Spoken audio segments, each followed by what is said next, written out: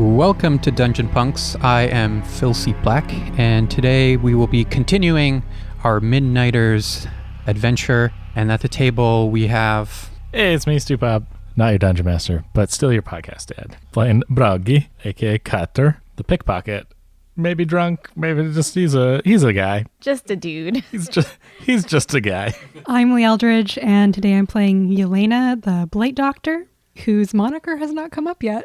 We just didn't use them. No. I'm producer Kirk. I am a grave robber named Tormund, whose moniker also hasn't come up, but it's Blackheart. I'm Melshim. I'm playing Greta. She's a woodcutter, aka Chopper. Nice. Yeah, I guess the monikers would be use amongst yourselves, I suppose. I could just kind of forget. But whatever, it's fine. Well, it's not necessary. Leech, get over here. Yeah. We barely called each other by character names at any point, so... For future reference, my moniker is Leech for various obvious and non-obvious reasons. So last time we ended off with you getting everybody who is both alive and dead. It's not dead yet. I guess, no, everyone is alive. Everyone's alive. Everyone who's alive into the carriage, and you are making your way to the Manor House where you know the doctor resides. You have had a recent encounter with this creature that is stalking the estate. You haven't really seen it yet. You're not entirely sure what you're up against, but you're on edge. You get everybody into the carriage, crack the reins, and you begin making your way across the road to the manor of the Low Hill. As you do so, the storm again kind of keeps on getting worse. Greta, you're trying to navigate and stay on the road. There isn't any illumination. There aren't lamp posts or street lights or anything. So you're just reliant on kind of the faint moonlight through the storm clouds, the occasional flashes of lightning, and possibly a lantern or some torches that maybe Tormund is kind of carrying off to the side, just to kind of give you a little breath of illumination just ahead of you. As you're navigating the road, Greta, what is everyone in the interior of the carriage doing? Okay, so we didn't get a chance before we left, but I've still got this box that says Drusilla on it. So keeping one eye on Yakov just in case he kicks it, I'm going to bring the box out of my medical bag and examine it, see if there's a lock mechanism, if I can open it. And then I want to kind of ask. There is a locked mechanism, Okay. but it's just like a simple kind of brass latch. You reckon it could be easily picked or even just bashed open? Does Yakov maybe have a key on him? So I don't have to do that? No, he does not. No, okay. Okay, I'm going to call out the window to Bragi. We can say Bragi's inside, if that makes sense. I'll just climb down the back, open the door to the back of the carriage, and pull it closed as I come in. And Cutter, I need your specialty. oh, thank God, I was not wanting to be outside anymore. So if you want, Stu, you can also check off a tool, and you could just produce some lockpicks or some kind of thieving tools to make this easy. Yep, I will do that. And I'm also, if this counts as sleight of hand, I would be blessed. Yeah. And I forget what blessed does. You roll an extra spirit. Yeah, 2 spirit. Okay, so this would be agility. Mm-hmm. We'll say the sparkly dice of the spirits. And the skill used, you could use, honestly, either learning or stealth. I'm going to use stealth. Okay. Because I have a 4 in stealth. And I'm glad it's easy because I got a single success. Okay. So as you're kind of you're in the back of a carriage, you're bumping up and down every once in a while. There's You're trying one lantern in here. Yeah, you're trying to keep it. Shit. Try to keep a steady hand, but you do manage to unlatch the lock. It's not a difficult contraption, and yeah, it opens. Do you open the box or do you just pass it to I'll Yelena? open it. Okay, you open the box. Better you than me. And inside, you weren't entirely sure what you were expecting, but you find a bed of, I guess, wool or cotton on the bottom of this box. So we've imagined the tray. It's just kind of like a bed of soft material, and laying on the bed of cotton is a mummified severed hand. Nice. It looks like this. Nobody make a wish. Very cool. Yeah, so that is what you find. And you both kind of see this I want to bizarre object. pick it up and examine it. Yeah, so you pick it up. It's kind of quite hard. It looks treated or preserved in some way. That makes it quite hard. You can't initially maybe determine the sex of the hand, but like you're a doctor. I think I know my anatomy. you know your anatomy. You're leaning probably towards a woman's hand. Well, that would make sense. The name on the box says Drusilla. But most strikingly is as you're examining it delicately and you kind of flip it over, you notice that there is a sigil, a glyph carved into the palm. Carved. Yeah, carved into the palm of the hand. Can I tell if it was carved pre or post mortem? But like, does it look like it was added later when it was already mummified? Yeah. Okay. I just think that would be potentially a way to kind of figure out what it's for. Mm-hmm. It's not any. Do I recognize it? The sigil? What is your rank in sorcery? 2. Okay. Without making a roll, I'm just going to say you recognize the glyph as some sort of sorceress symbol. You are not a sorcerer yourself. You're not like a student of the magical arts, so you're not entirely sure what it does, but you could, if you want, make a roll to try to ascertain anything Yeah, I more. want to see if it's something that maybe I've come across before. So that would be a sorcery. Yeah, sorcery, and I would say Wits, probably. Yeah, wits, Okay. definitely. You probably want to do wits, but you could also use insight. No, I'd rather do wits. Okay, So 3 dice plus a spirit die. correct. Ha ha ha ha. I got 2 successes and they're both exploding. Ooh, okay. So you have a success at least. And I got 2 more. Couple of Okay, ones. a triumph. Ones. Okay. I'm going to say you determine a couple things. Firstly, as you pick up the hand and you're kind of like racking your brain trying to recall what the symbol might mean, your logical brain basically remembers that this looks like either like a glyph or a symbol of binding. Either part of like blood magic or something that is used as a relic or as a item of power that has a binding effect. You don't know what for. It's kind of you only have like one side of the equation, so you're not sure what the rest does or what it's for, but you know that it is used for that. And on top of that, you get this like sense, this kind of internal intuitive feeling that this indeed has some sorcerous power to it. You can almost kind of feel it in your hand as you grip it. Okay. Knowing what it does is, as I mentioned, part of the equation. One of the other parts, you're not a sorcerer, but you do know a little bit about it. And you know that sorceries require what is called a declaration in order to use or cast. A Right. declaration is kind of like words of power that invoke intent. And without knowing the words of power, Can't use it. you can't use it. You don't. It's like you need both pieces in order to cast a sorcery. Is there Okay. anything else like markings on the inside of the box under the cloth or anything like that? Yeah, you kind of try to hope to find something else interesting, but it is just the hand. Okay, I'm going to put the hand back in the box and close it. Just. Okay.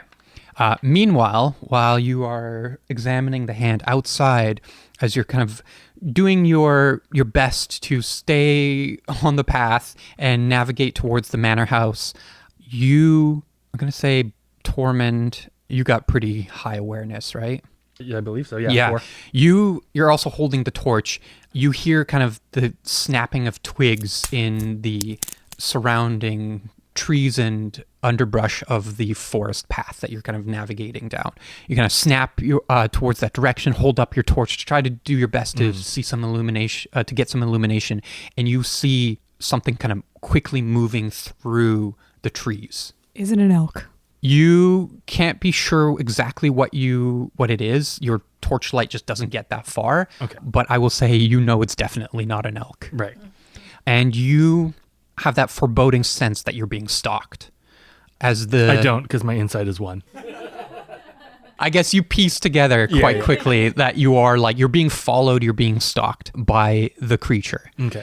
And as... The creature or a creature? Well, I guess you don't know, but probably the creature. Something. And as you kind of keep your eyes vigilant, fixed on the tree line, the two of you, I'm going to say, Greta, you at this moment haven't like noticed anything. You're just focused on keeping the carriage on the road.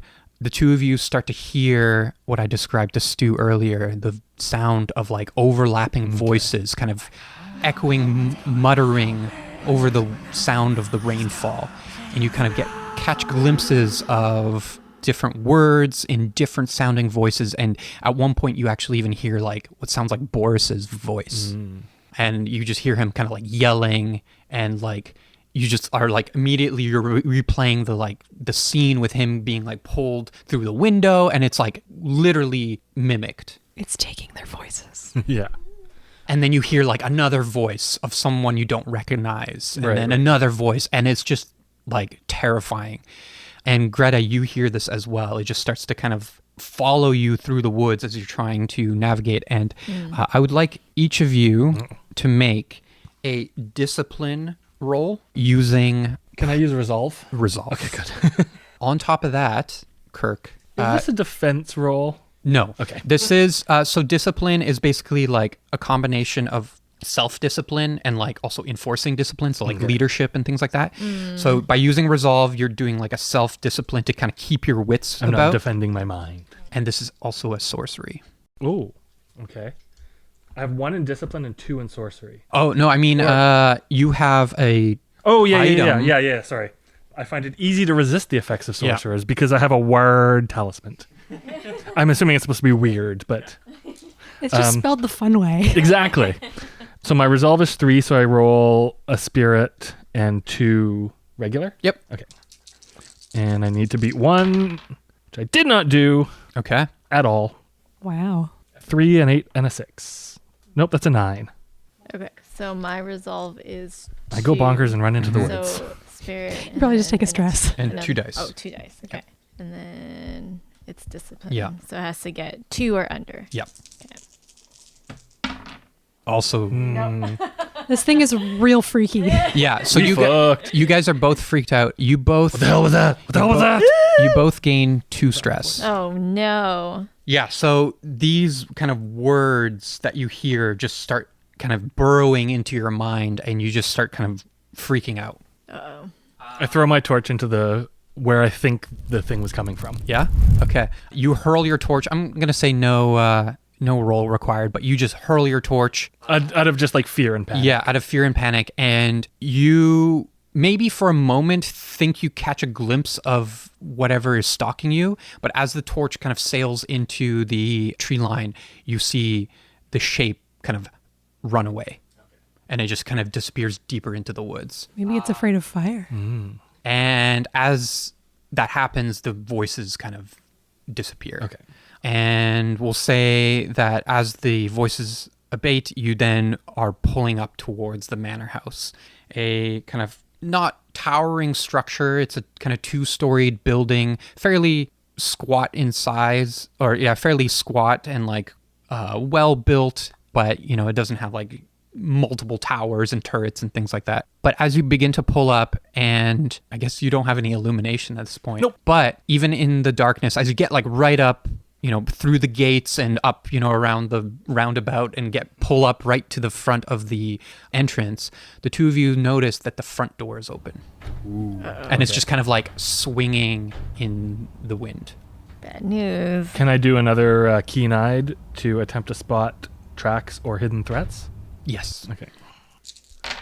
And my awareness is 4, so I got 3 hits. Okay. You spot muddy footprints leading up the stairs towards the front door. Okay. You see remnants of tracks in the kind of the mud where you've pulled your carriage up to, but since they've been kind of mostly washed Pouring away by the rain, yeah. rain. But definitely you see footprints leading up to the front door, and they haven't been completely washed away because there's like the, what would you call that? Awning. I guess. So it's sort of underneath, protected from the rain. Some of them may have been washed away a little bit, but you can clearly see these muddy footprints leading up to the door and then into the interior Okay. of the manor house. And no hidden threats? Nope. Okay. I think that the four of us, I mean, ideally someone would stay here and protect the villagers, but like, Metagaming, that's boring. yeah.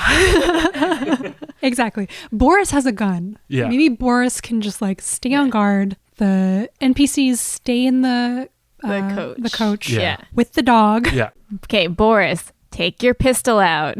Be Don't shoot ready. your family. Yeah. Before he passed out, Yakov said, "Find the doctor," and he gave me this box. So maybe the doctor can help. I don't know. We must find him though. Okay. So to confirm, you guys are leaving basically all the NPCs in the carriage. Oh no. I'm second guessing Bring this him now. inside. Even You want to just, bring him like- inside? Okay. I mean, that works too. Yeah. Okay. We're going to tie the carriage up somewhere so the horses don't run away though. Yeah. Yeah, they're just gonna get spooked in peace. Yeah. Okay. Like a Yeah. No, you, Hitching yeah, post you or could something, easily, yeah. you easily tie Do the horses you up. still have the box on you, or did you leave that? No, I put it back in my bag. Okay. Yeah. All right. So you take the crew of. You even take Yakov, or do you leave Yakov in the? I think bring him in. Yeah. If the doctor can help him, might as well have Yeah. him inside. At least they can like hang out in the foyer or something. I'm sure there's like one of those fainting couches in the foyer. I can do a little sneak in and scout at least the foyer. Yeah, 'Cause maybe I'm that's a good and idea. Sneaky. Okay. You go. Yeah, you go in first while we're helping the family Yeah. in. I'll carry Yakov. Okay. So you want to sneak in? Yeah. Yeah. So go ahead, and make agility stealth. That is 2 successes. All right. So you succeed. You let Bragi go ahead, and as you enter the manor house, you can imagine that there's like the entrance hall, kind of like the foyer, and something that specifically for you catches your interest is there's this smell of like this musty and like sulfuric smell.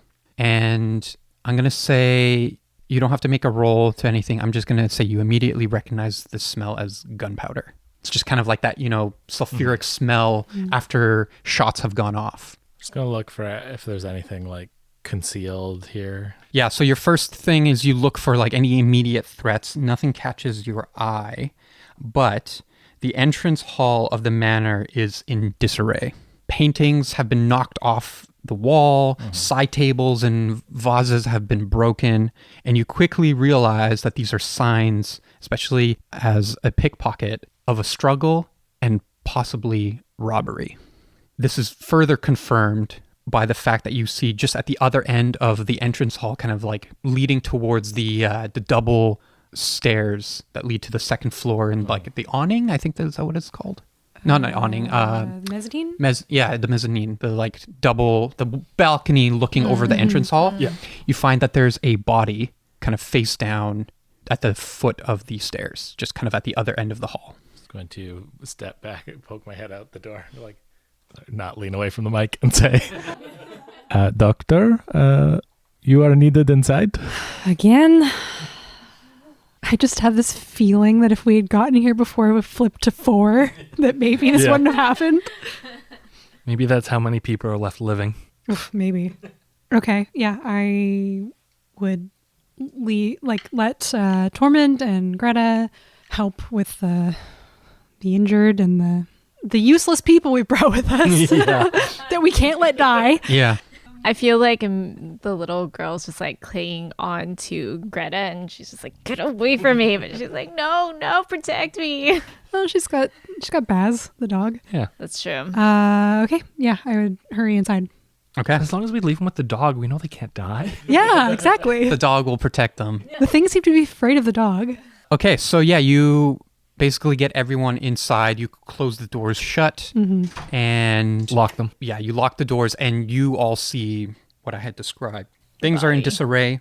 There's like paintings, probably like some old paintings that have been knocked off the wall. You see kind of like maybe portraits that have been knocked off, maybe ripped a little bit, tables flipped over, that sort of stuff. And then you see the body at the other end of the entrance hall. Okay, I would go over to the body. Yeah, Are they lying face down, face up? face down. Okay, I will flip them over. Yeah, you flip them over and you see the telltale signs of The thing, the the creature. thing. You see the individual is kind of pale and withered, looks like they had suffered blood loss and the kind of iconic puncture marks around their neck. Is it a man, a woman? It is a man, also looks like in his early 20s, and strikingly looks kind of like you get similar impressions, or no, how do I phrase this? Like he looks similar to Yakov, not in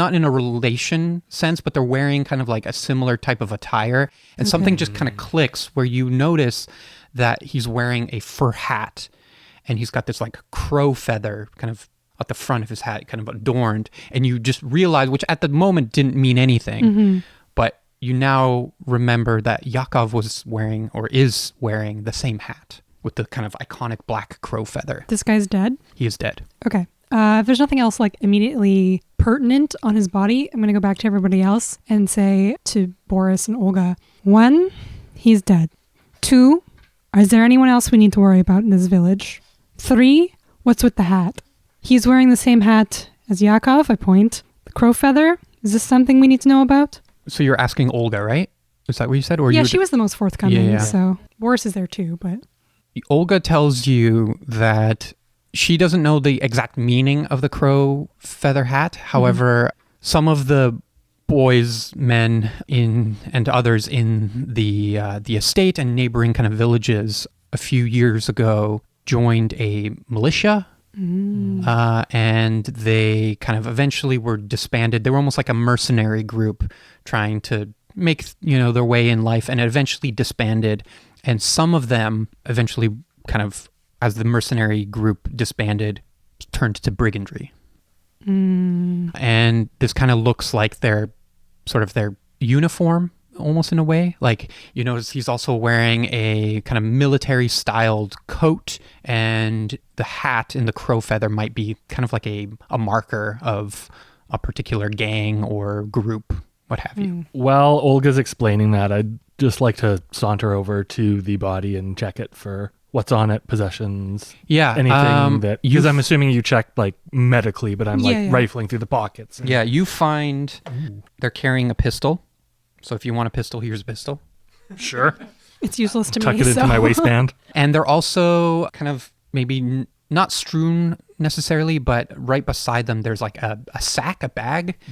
And you kind of start rummaging through, and you notice that there are various assortments of valuable items kind of haphazardly thrown into the sack. You find like silverware, jewelry, things of... They were robbing the Does manor. it look like they were things that belonged in this house? Yeah. Okay. And you're slowly, but pretty quickly piecing together that they were robbing this Yeah. place.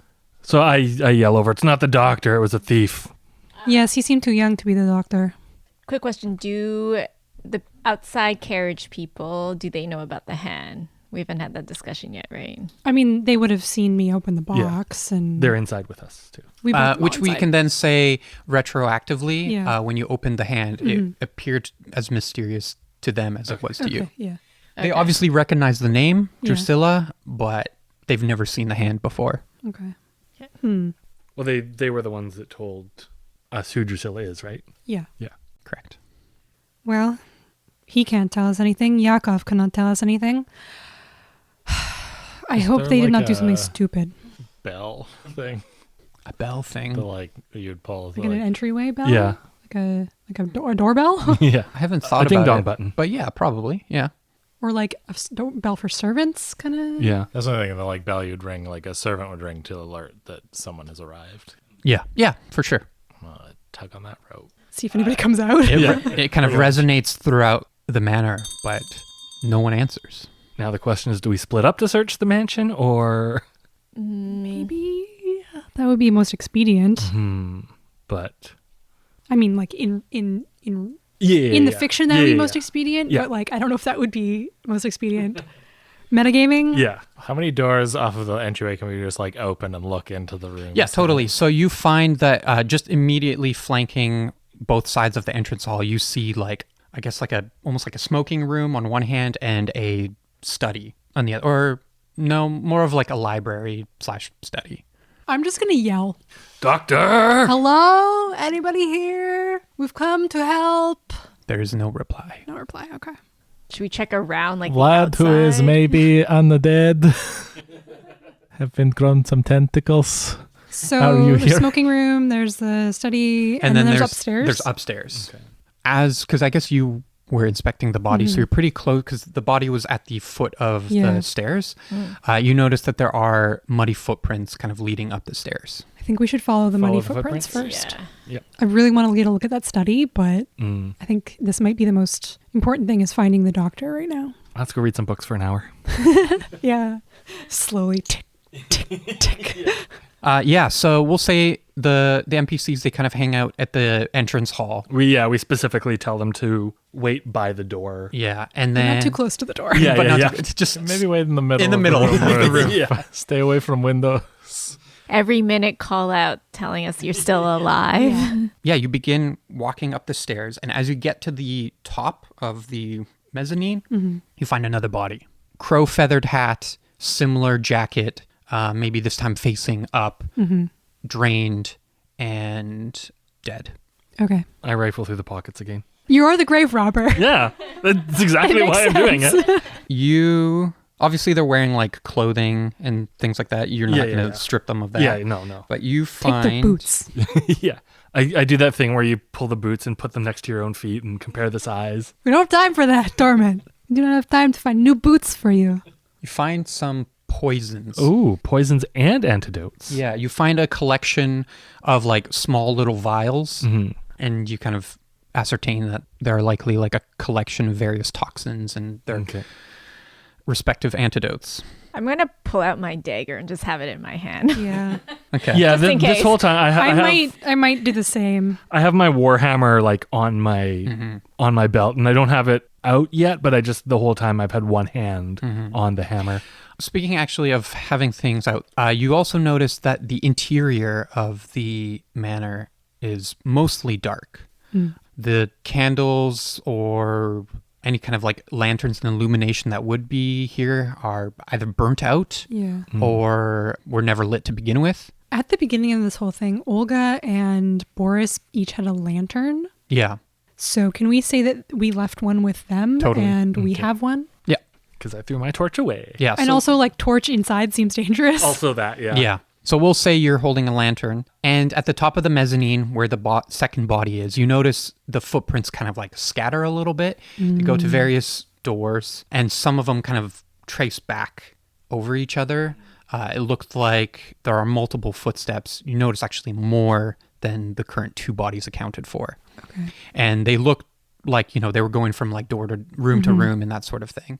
And one of the footprints lead to an open door, which just like with your lantern light, you can see faintly looks like a bedroom. Okay.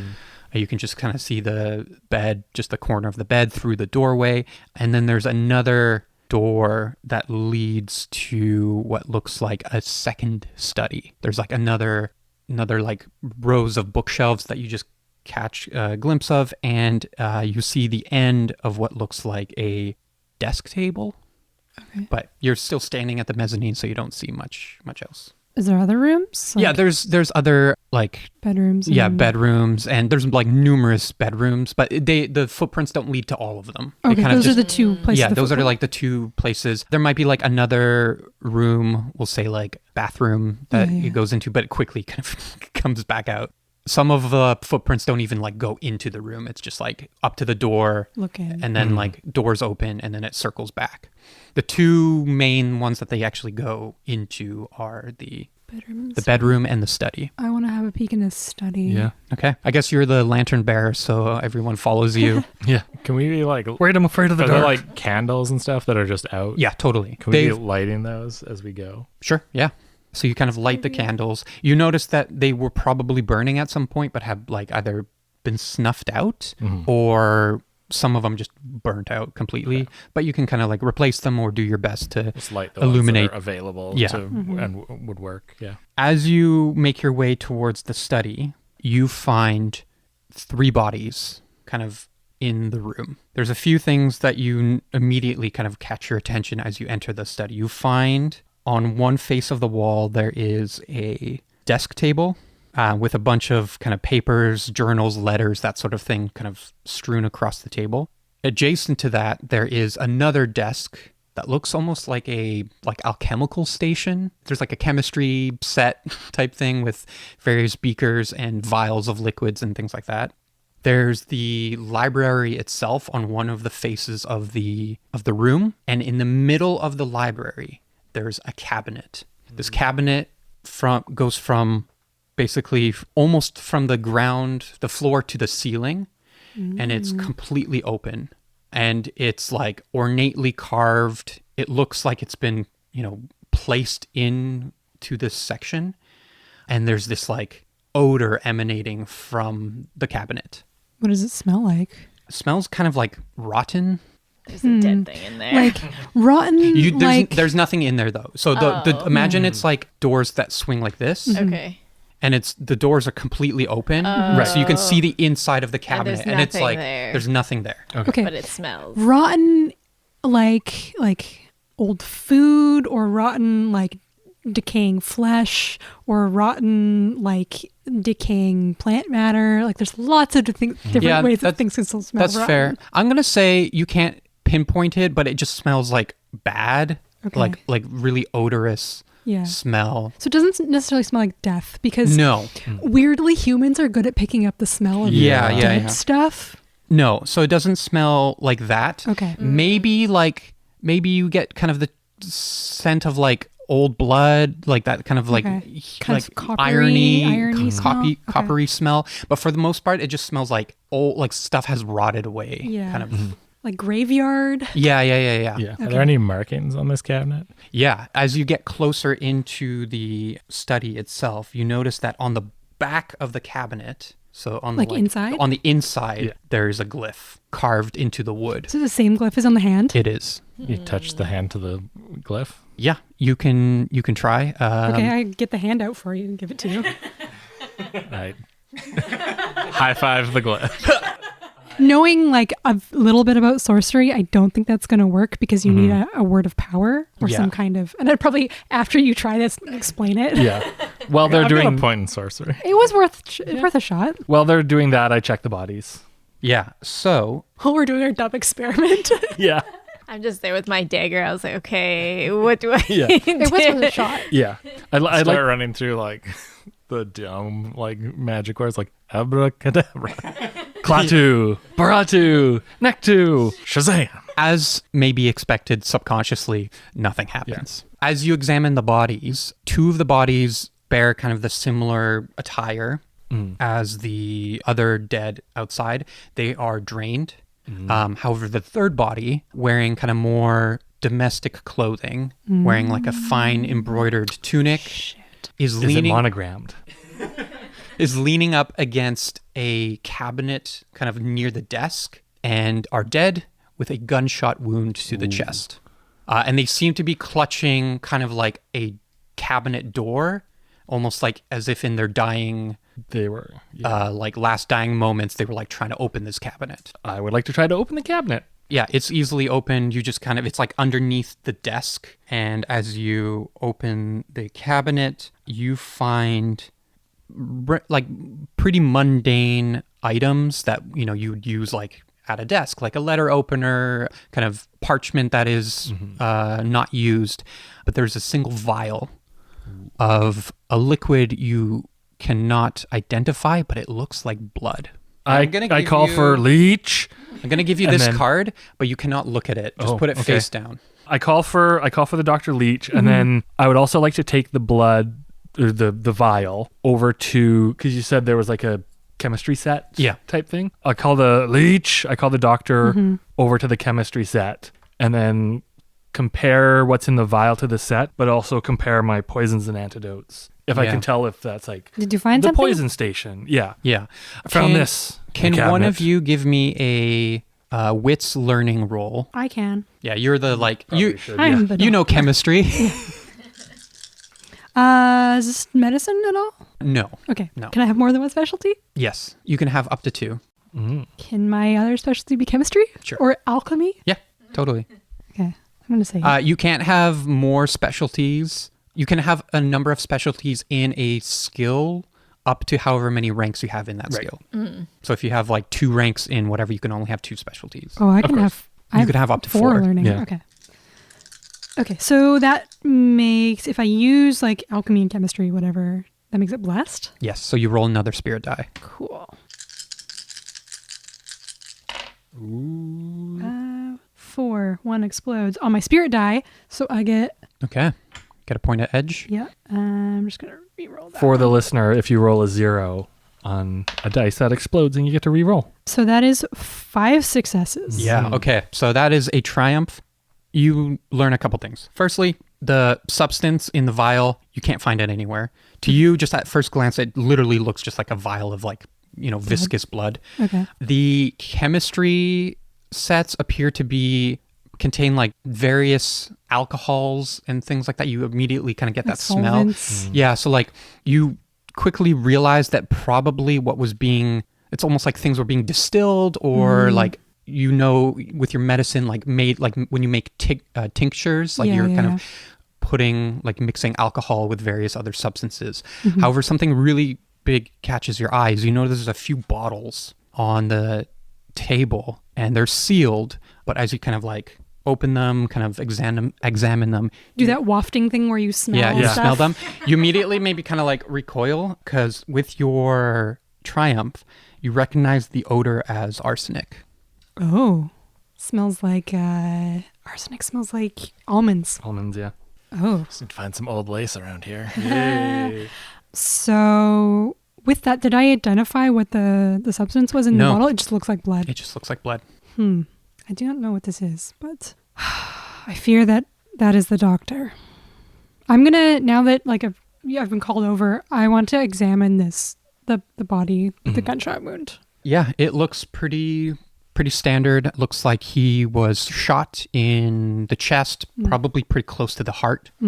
He's, pale. He looks like he may have died recently. Shit. But he is like he bled out to death. So there's like an actual pool of blood beneath him.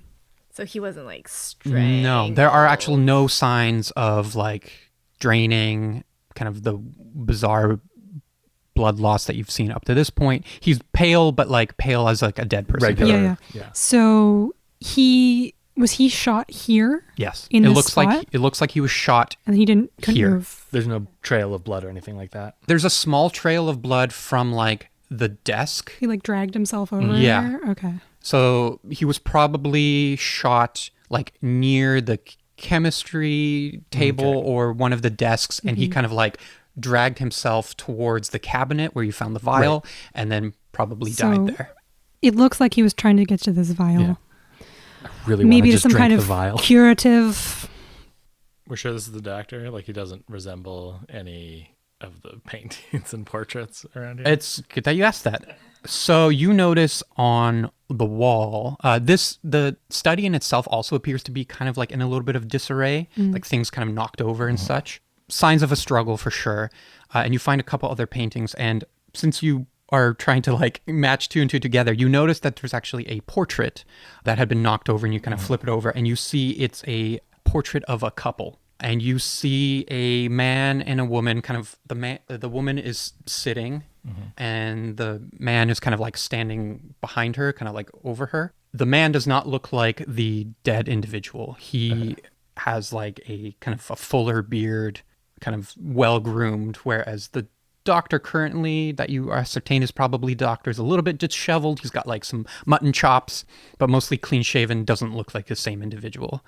However, something you find bizarre is that it's not super bizarre, but you just notice as you're studying the painting, you notice that the woman in the painting is holding her arm underneath her. She's missing a hand. Her other hand arm? underneath her arm. Yeah. Okay. And she's kind of like, normally you would probably have your hands placed like in front of you on your lap or something, but she's kind of Concealing one of her posing in hands. such a way that she would be concealing one of her hands.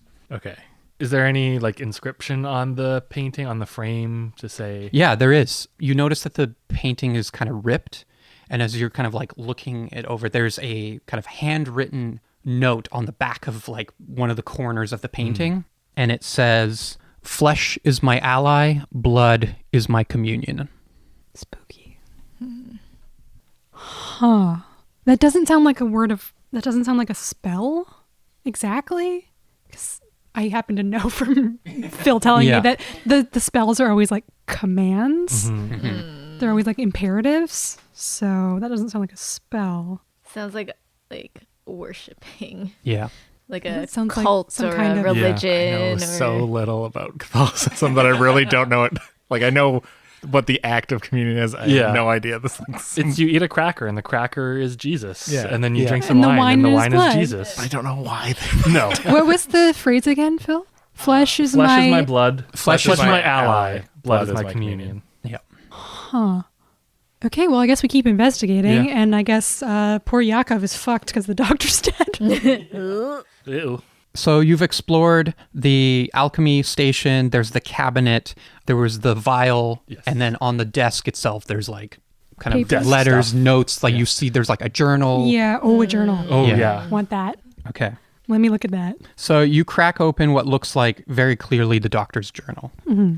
There's numerous entries. I'm going to ask you to give me a die roll. Just roll a die and tell me what you roll to kind of randomly determine which entry you just flip to. 0. You find an entry that reads, short-term poisoning should be cause for concern, but non-lethal. Symptoms include vomiting, abdominal pain, diarrhea, delirium. Treatment simple, tinctures of opium to induce loss of consciousness, blood transfusions without recall. I think he was experimenting on these people, but maybe not in like a nefarious way. Are you reading this out loud? Yeah, Okay. yeah. Can I flip to another page? Give me another die roll. 4. You find an entry that lists various chemicals, arsenic, or like chemical compounds. You find, I guess arsenic is technically a heavy metal. Yes, it's an element. But yeah, you find various kind of chemicals listed, and then you find a note kind of like next to the list of chemicals, kind of like words of what's the phrase? Like stream of consciousness or something. It's just kind of like someone writing random notes. So it's not like super coherent, but it says distillation ? Alcohol ? Omit need for transfusions ? A wonder of blood to heal the flesh. Liquid life. Oh, the hubris. Okay, maybe it was nefarious. Or at least not... Can I check this journal to see if there's any like hidden messages or like anything like that? Hold it up to Yeah. candle or something? Because I'm good at spotting things that are concealed. Okay, yeah, go for Something it. like maybe, I guess probably be wits, not insight, but sorcery maybe. Yeah, go for it. All right. So we just need one friggin' success here. Yeah, that's a success. Yeah, I'm going to say with like kind of your intuiting more so than just anything. And I guess you take the journal, you start flipping through it, and there's just like a page you flip through that just kind of calls to you. And it reads, the creature cleanses sickness and disease, a being from the realm beyond death. It remains emaciated, weak to command with the guiding hand. Though should it feed, it is unbound. Its will is unknowable, a nightmare, a thing that devours. I bet the hand is killing I just say, those people. can we destroy the hand? I think we need the hand to command the creature. Yeah. Although it sounds like it has fed now.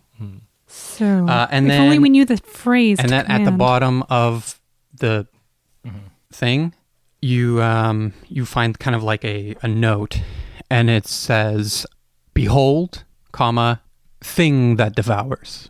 Oh, that's it. That's it And for it's sure. kind of like exclamation marked, and it's just sort of like underlined. Okay, well, I don't want to have to do this part because I have trauma around unholy or ungodly horrors, and I also have low resolve, so I'm going to hand the hand off to someone I'll else. do it. I want to command an ungodly horror. Okay. I'm just going to stand over here with my sword. Yeah, at this point, knowing all this, I unclip or, untether a yellowish golden warhammer from my belt named Goldie and the shield off my back. Okay. Okay, I'm going to ingest my flask of liquor and lose and be unstressed. Oh, yeah, I have 2 stress. I have an idea to maybe draw the creature out. I'm going to grab the hats off of the dead bodies in the room and toss it to, Everyone, yeah. Everyone, yeah. I mean, it wants to attack us anyway. Yeah. Whether we're wearing But a it hat or- seems to really be going for these guys. So Yeah, I think that might. I have an idea of why. It was probably commanded to. Yeah. So you're Is kind of there anything else on the doctor's person that we didn't find? on his person, not really. Okay. It looks like he was in his house. He was just wearing like he may have even been wearing like a nightgown, not a a dressing nightgown, gown? like a dressing Or gown, smoking robe, jacket? smoking jacket type thing. So you find nothing really on his person. is it a nice smoking jacket? Yeah. Tuck that into my coat. Yeah, beyond the letters and journals on the Yeah. table, you've kind of explored most of the stuff. Okay. You can keep reading if you want. There's still more accounts, but yeah, you found... I mean, I want to take this journal with us. Okay. But can you just reiterate what it was? Behold. Thing that Behold, feeds. thing that devours. Yeah, behold the thing that devours. The thing that devours. So that sounds like a command. Exclamation mark. Yeah. Okay, I'm gonna be carrying my hand, the desiccated hand thing, command hand, and kind of keep looking through this journal as we search somewhere else. The bedroom, Oh, maybe? yeah, the bedroom. Okay. Let's go check out the bedroom. Yeah, so let me know if you ever want to read more of the entries of the journal, and then I can... But for now, you kind of go back out and you enter into the bedroom. Simple but elegant room. You find a small desk, kind of like not as much as like a study desk, but maybe like a personal like writing desk.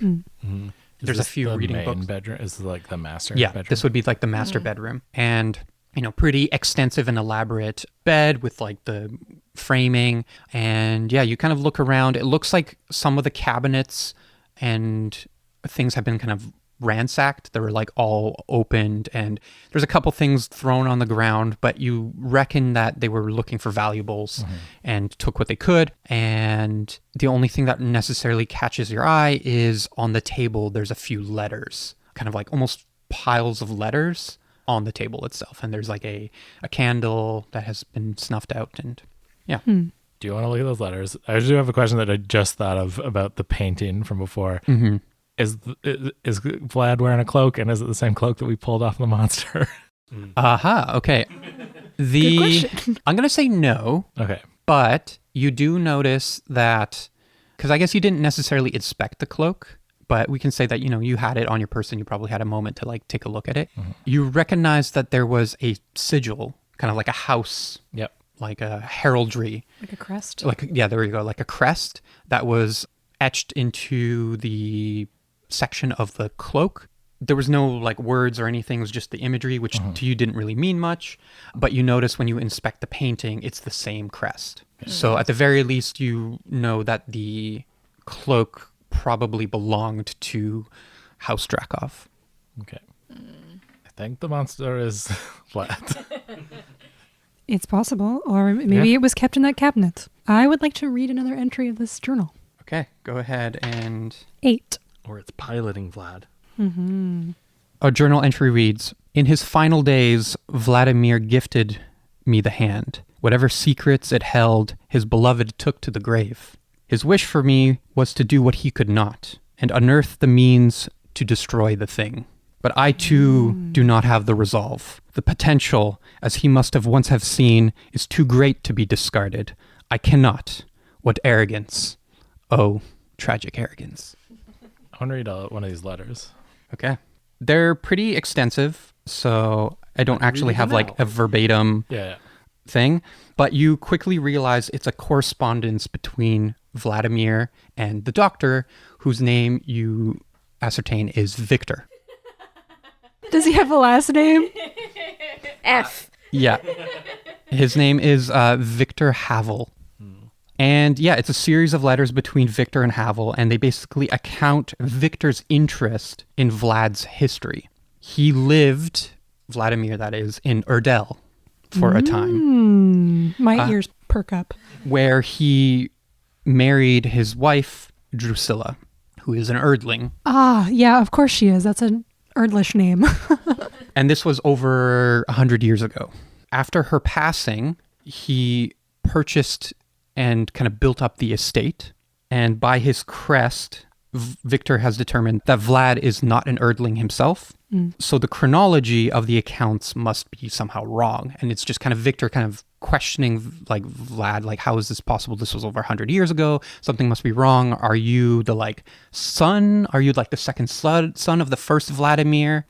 And there's kind of like a back and forth. And eventually Vlad mentions that his health has begun to deteriorate. And there's an invitation made by Vlad to Victor to help him ease his passing. Should he comply, Vlad may answer further any inquiries he has about this subject matter. I have a theory. Yeah. Vlad's the monster, but Drusilla bound him with their hand thing using earthling magic. And when he started getting sick, which is why he lived so long, when he started getting sick, doctor came, gave him a blood transfusion, and that's sort of like feeding him blood, which is the communion, which breaks the binding. Monster comes out. Possibly. I still think the monster is a separate entity, creature. But yeah, it does sound like Drusilla was a sorcerer of some kind. And if it is indeed her hand that is the object of power, yeah, that's interesting. Some kind of blood magic was probably keeping her husband alive. Maybe that's why maybe that's why the doctor was trying to get to that vial. Well, anything else in here? No, there's just the letters, which takes you kind of like a moment to, read through. That's basically the general summary of what you determine. And other than that, that's it. One more journal entry. I wonder actually if there are any more. Is there no more? The last one seemed like a final entry. There is one more. Okay, perfect. So you don't have to roll. You just find the last entry. The final entry lists various names. Okay. You recognize a couple. You see like Olga, you see Boris, Amelia, a few of these names. There are other names you don't recognize, and they're all crossed out. Next to the names, kind of like in the column next to it, there's a note that says, locals not yet subjected to transfusions are at extreme risk. Must induce treatment. Death by exsanguination results in reanimation. Ew. We should go downstairs. And then that's when you hear screaming from downstairs. And Phil changing the dice to 3. I fucking knew it.